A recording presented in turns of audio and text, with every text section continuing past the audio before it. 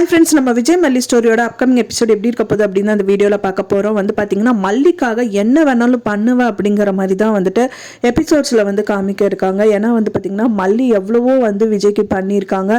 ஆனால் மல்லியை இன்சல்ட் பண்ணுற மாதிரி நிறைய விஷயங்கள் பண்ணதான் செஞ்சுருக்காரு அவங்க அக்காவை நம்பிட்டு அப்படின்னே சொல்லலாம்.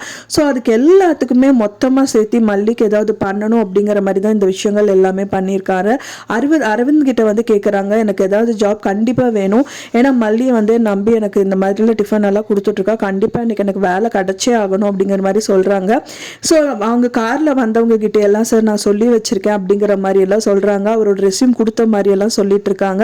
ரெஸ்யூம் கொடுத்துருக்கேன், அவங்க ஆனால் இப்போ பெரிய உங்கள் மாதிரி ஜாபுக்கெல்லாம் வேணும் அப்படின்னா 2-3 மாதம் ஆகுமாமவே, அதனால் அப்போ தான் சொல்கிறேன்னு சொல்லியிருக்காங்க அப்படிங்கிற மாதிரி சொல்கிறாங்க. ஸோ அத்தனை மாதம் என்னால் வெயிட் பண்ணிட்டு இருக்க முடியாது, இம்மீடியட்டாக எனக்கு வேலை வேணும், அது இன்றைக்கே வேணும் அப்படிங்கிற மாதிரி சொல்கிறாரு. கம்ப்யூட்டர் ஜாப் எல்லாம் வேணும் இல்லை, அதுக்கான சேலரி கம்மியாக தான் சார் தருவாங்க அப்படின்னு சொல்கிறாரு.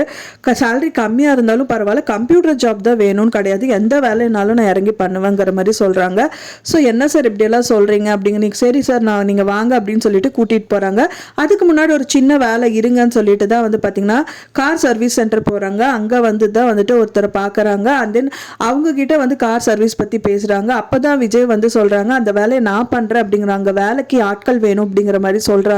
அப்பதான் அந்த வேலையை நான் பண்றேன் அப்படிங்கிற மாதிரி சொல்றாங்க. என்ன சார் நீங்க இதெல்லாம் உங்களுக்கு வெயிட் பண்ணுங்க சார், நான் உங்களுக்கு நல்ல வேலை வாங்கி கொடுக்குறேன் அப்படிங்கிற மாதிரி சொல்றாரு. இருந்தாலும் இல்ல அரவிந்த், இப்போ கிடைக்கும் போது கிடைக்கட்டும், இந்த வேலை நான் பார்க்குறேன், எனக்கு இந்த விஷயமா மெக்கானிக்கல் ரிலேட்டடா எல்லாமே எனக்கு தெரியும், நான் பார்த்துக்கிறேன் அப்படிங்கிற மாதிரி சொல்றாரு. அந்த கடை ஆட்களும் சரி அவர் தான் ஓகே சொல்றாருல, ஓகே இருக்கட்டும் அப்படிங்கிற மாதிரி சொல்றாங்க.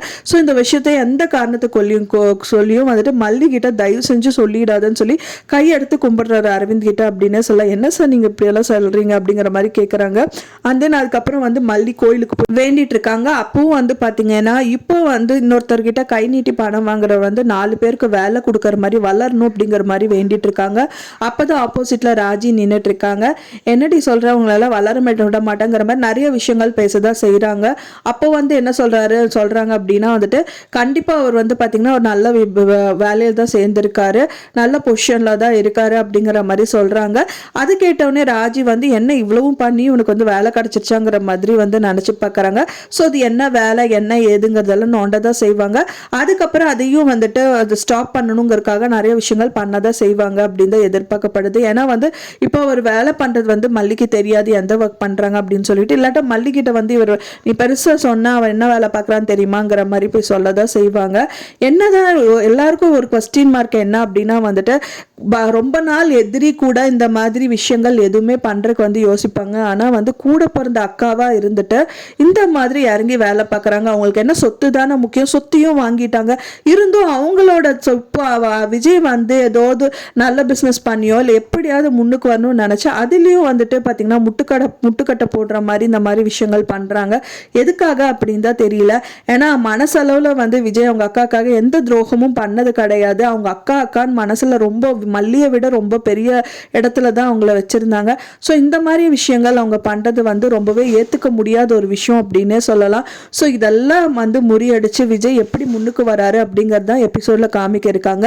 நீங்க என்ன நினைக்கிறீங்க அப்படின்னு சொல்லிட்டு உங்களோட கமெண்ட்ஸை மறக்காம எனக்கு ஷேர் பண்ணுங்க ஃப்ரெண்ட்ஸ். நான் சொன்ன தகவல் உங்களுக்கு பிடிச்சிருக்கும்னு நினைக்கிறேன்.